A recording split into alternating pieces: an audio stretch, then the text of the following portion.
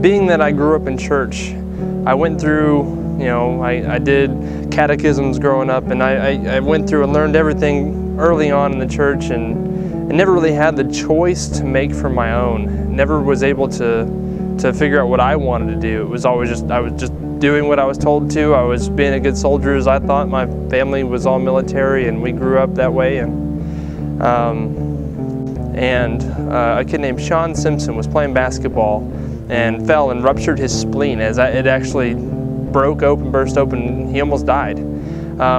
Camp was the very next week. He'd been saving up all year, and he paid for his ticket, and then all of a sudden couldn't go to camp. And so our youth pastor asked me if I wanted to go in his place.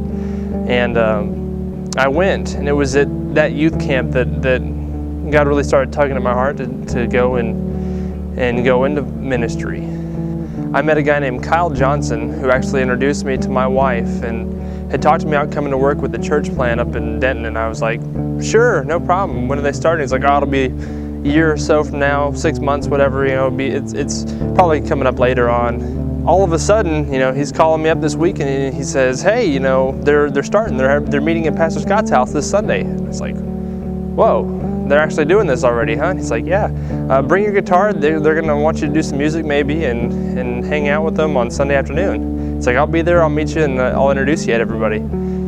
Journey is a real blessing because it's the first time I felt like I was home at a church, that I was welcome. My wife and little girl are here, and they've been supported well. My wife was here with Journey while I was gone and overseas on a deployment, and I know that with another deployment coming up that she's going to be well taken care of here, and that people will look out for her, because this is our family, this is our home.